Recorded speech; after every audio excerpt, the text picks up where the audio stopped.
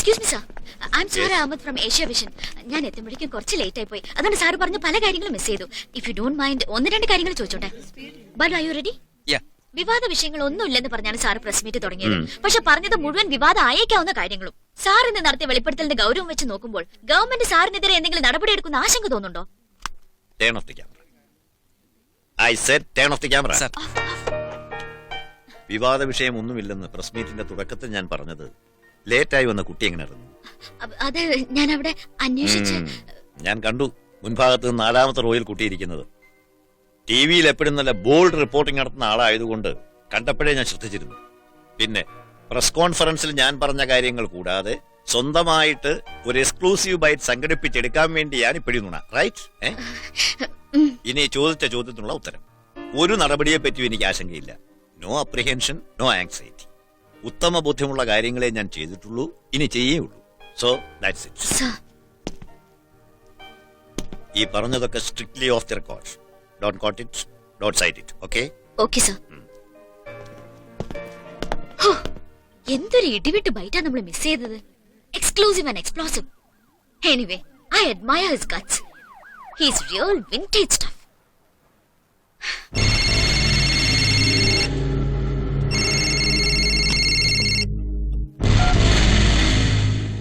പറ.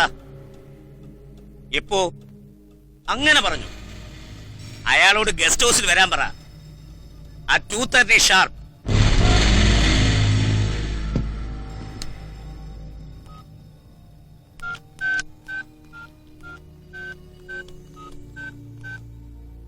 കേരളത്തിന്റെ തീരപ്രദേശങ്ങളിലും കോഴിക്കോടും കൊച്ചിയും പോലുള്ള വൻ നഗരങ്ങളിലും നിർദ്ദിഷ്ട എക്സ്പ്രസ് ഹൈവേയുടെ സമീപ സ്ഥലങ്ങളിലും നടന്നുകൊണ്ടിരിക്കുന്ന നിരവധി അനധികൃത ഭൂമി ഇടപാടുകളാണ് റവന്യൂ വകുപ്പുമായി ബന്ധപ്പെട്ട അഴിമതി ഇടപാടുകളിൽ ഞങ്ങൾക്ക് കണ്ടെത്താനായത്. ഒരു മാസം മുമ്പ് കൊച്ചിയിൽ നടന്ന കസ്റ്റംസ് അസിസ്റ്റന്റ് കളക്ടർ തോമസ് കുര്യന്റെ കൊലപാതകം പോലും ഈ ഒരു ബാക്ക്ഗ്രൗണ്ടിൽ കാണണമെന്നാണ് ഞങ്ങളുടെ പക്ഷം. രജിസ്റ്റർ ചെയ്യപ്പെട്ട അഴിമതി കേസുകൾ അന്വേഷണം നടത്തി കുറ്റവാളികളെന്ന് കണ്ടെത്തുന്നവർക്ക് ശിക്ഷ വാങ്ങിച്ചു കൊടുക്കേണ്ട ഭാരിച്ച ഉത്തരവാദിത്വമാണ് എന്റെ ഡിപ്പാർട്ട്മെന്റ്. ഏത് തെരഞ്ഞെടുപ്പിലെയും മുഖ്യ വിഷയം 6 മാസത്തിനകം 2ാമത്തെ പ്രാവശ്യമാണ് നിങ്ങൾ ഈ കന്നന്തിരിവ് കാണിക്കുന്നത്. ആദ്യം ഇലക്ട്രിസിറ്റി ബോർഡ് ഫയലുകൾ പിടിച്ചു വെച്ചിരിക്കുന്നു എന്ന് പറഞ്ഞൊരു പുകലുണ്ടാക്കി. ഇപ്പതേ റവന്യൂ വകുപ്പ് മുഴുവൻ അഴിമതിയാണെന്ന് പത്രക്കാരെ വിളിച്ചിരുത്തി പറയുന്നു. അതെ, കാലം ചെയ്യാറായ മിക്ക സിവിൽ സർവീസുകാരെയും കയറി പിടിക്കുന്ന ഈ ഭൂതിയുണ്ടല്ലോ. രാഷ്ട്രീയത്തിലോട്ടിറങ്ങി ഏതേലും മന്ത്രി കസേര ഒപ്പിച്ചെടുത്തോണ്ട് ബാക്കിയുള്ള കാലവും ഭരിച്ചു സൂഹിക്കാമെന്നുള്ള അതിമോഹം, അതിന്റെ ഭാഗമായിരിക്കും നിങ്ങളിപ്പോ കാണിക്കുന്ന ഈ ചീപ്പ് ഗിമിക്. ഇല്ല സർ, നാളെ ഇതുവരെ സാറ് പറഞ്ഞതുപോലുള്ള ഒരു മോഹവും തോന്നിയിട്ടില്ല. ഒഴിയാതെ റവന്യൂ വകുപ്പിൽ എന്തേലും അഴിമതി നടന്നിട്ടുണ്ടെങ്കിൽ നിങ്ങൾ വകുപ്പ് മന്ത്രിയെ പ്രോപ്പറായി ഇൻഫോം ചെയ്യണം. അല്ലാതെ പുറത്തിറങ്ങി തോന്നിയാസം വിളിച്ചു പറയുകയല്ല ചെയ്യേണ്ടത്. ഈ ഫയലിനുള്ളിൽ വകുപ്പ് മന്ത്രിക്ക് ഞാൻ എഴുതിയ 26 കത്തുകളുടെ പകർപ്പുകളുണ്ട്. സ്റ്റേറ്റിലാകെ 287 റവന്യൂ ഉദ്യോഗസ്ഥർക്കെതിരെ നടപടിക്ക് വിജിലൻസ് ശുപാർശ ചെയ്തു. ഒരൊറ്റയാളിന്റെ പേരിൽ ഇതുവരെ നടപടി ഉണ്ടായില്ല. So what? സാങ്കേതികമായ ചില കാലതാമസങ്ങൾ എല്ലാ നടപടിക്രമങ്ങളിലും ഉണ്ടാകുമെന്ന് സംസ്ഥാനത്തെ ഏറ്റവും സീനിയറായ IPS ഓഫീസറെ ഞാൻ പറഞ്ഞു മനസ്സിലാക്കണം. ഇനി നിങ്ങൾക്ക് ഇങ്ങനെ ചില ആക്ഷേപങ്ങൾ ഉണ്ടെങ്കിൽ തന്നെ അതെന്നെ നേരിട്ട് അറിയിക്കാവുന്നതല്ലേ ഉള്ളൂ. പലപ്പോഴായി സാറിന് ഞാൻ എഴുതിയ 8 കത്തുകളുടെ പകർപ്പുകൾ ഇതിനകത്തുണ്ട്. You want to see them, to remember them? ചെയ്ത കാര്യങ്ങൾ അക്കവും പുള്ളിയിട്ട് എണ്ണി പറഞ്ഞ് നടപടിയിൽ നിന്ന് രക്ഷപ്പെടാമെന്ന് മിസ്റ്റർ വർമ്മ വ്യാമോഹിക്കണ്ട. വ്യാമോഹം എനിക്കല്ല സർ.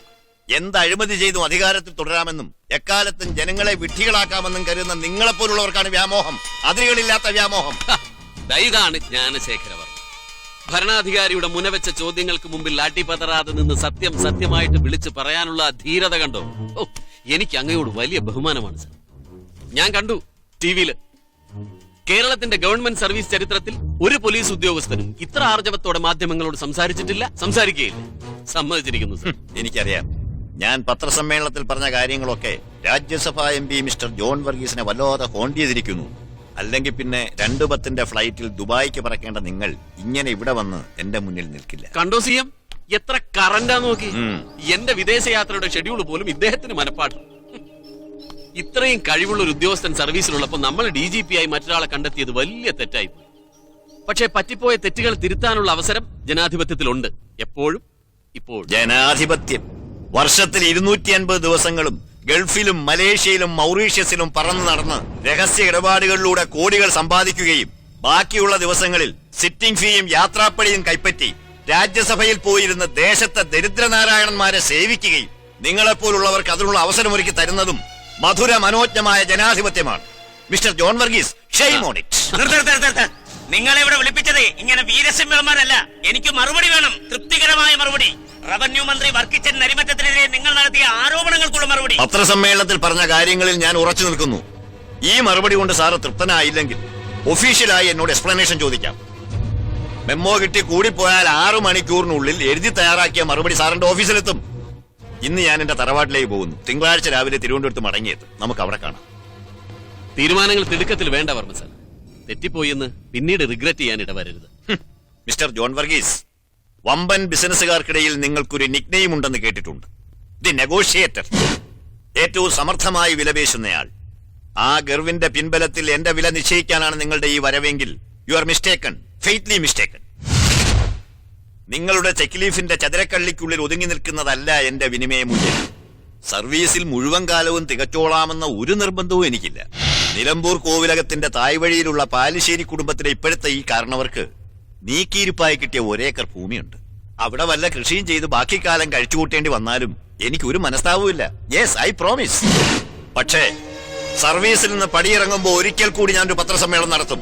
ഇന്ന് പറയാതെ ബാക്കി വെച്ചല്ല അന്ന് പറയും.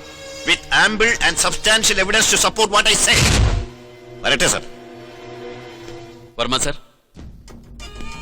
അങ്ങയുടെ ഭീഷണിക്ക് പോലും ഒരാഠ്യത്വമുണ്ട്, ആഭിജാത്യമുണ്ട്.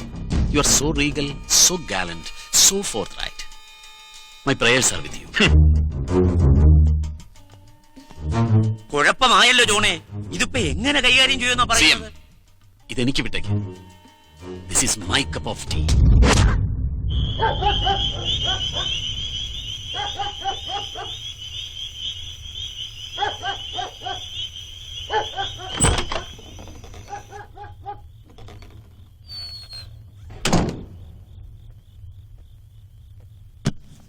Welcome, and pleased to meet you.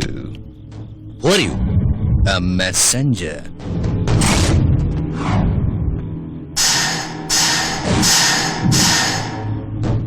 ആരാ നീ? There is a message for you. Looking for your gun? Here it is. ആരാ നീ? Shiva, silence! Good. Silence before the storm. Musafir. That's my name. Now, look here. Good evening. Varma sir ഇപ്പോ ചെറുതായെങ്കിലും ഒന്ന് ഭയന്നിരിക്കും, ശരിയല്ലേ? ഇന്ന് ഉച്ചയ്ക്ക് നമ്മൾ തമ്മിൽ പിരിയുമ്പോ ഞാൻ സാറിന്റെ ആയുസിനു വേണ്ടി പ്രാർത്ഥിച്ചു. വെൽ, മാൻ പ്രപ്പോസസ്, ഗോഡ് ഡിസ്പോസസ്. എന്റെ പ്രാർത്ഥന ദൈവം ചെവിക്കൊണ്ടില്ല. ആലോചിച്ചു നോക്കിയപ്പോ സാർ പറഞ്ഞത് ശരിയാ. സാറിന് വില എഴുതാൻ എന്റെ ചെക്കിലിൽ ചതുരക്കള്ളി തികയില്ല. അതുകൊണ്ട് ഒരുപാട് വേദനയോടെ ഞാൻ ഈ തീരുമാനമെടുക്കുന്നു. We will all remember you forever. I promise. The countdown begins now. 5, 4, 3, 2, 1. എനിക്കറിയാം നിന്നെ. You? No, don't say it.